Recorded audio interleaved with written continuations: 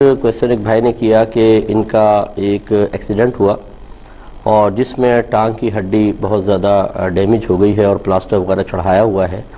अब सूरत हाल ये है कि वॉशरूम भी अगर जाना हो तो बहुत ही दिक्कत के साथ जा सकते हैं और बाकी पानी का इस्तेमाल शदीद मना है और हरकत करना भी बहुत ही ज़्यादा दुश्वार है। ये एक प्रॉब्लम है जिसकी बिना पर यानी वॉशरूम जाना ये तो एक मजबूरी है, तो वो बेचारे थोड़े बहुत सहारा लेके वहाँ तक पहुँच जाते हैं। बाकी हरकत करने को डॉक्टर ने मना किया है, तो नमाज और वज़ू का हुक्म क्या होगा।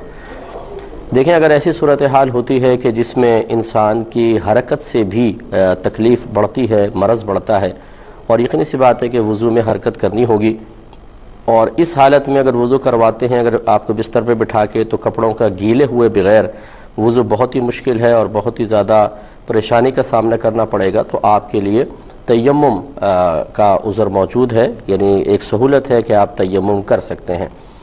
तयम्मुम का मतलब ये होता है कि इंसान मिट्टी, ज़मीन या उसके जिन्स से, किसी भी उसके जिन्स से ताल्लुक़ रखने वाली चीज़ से पाकी हासिल कर सकता है। वो चाहे आप पत्थर से कर लें, एक ऐसा पत्थर ले लें कि जिसमें कोई गर्द गुबार वगैरह ना हो, और उसका तरीक़ा ये होगा कि आप पाकी की नीयत करें, जहन में हाजिर कर लें।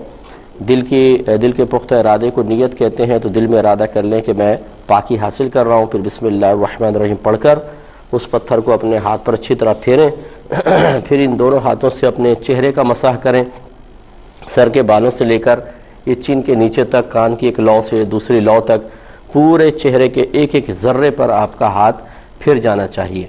इसके बाद दोबारा उसको हाथ पर फेरें, फिर उल्टे हाथ से सीधे हाथ का कोहनी समेत मसाह करें और सीधे हाथ से उल्टे हाथ का कोहनी समेत मसा कर लें और अच्छी तरीके से खिलाल वगैरह कर लें, तो ये आपका तयम्मुम कंप्लीट हो गया।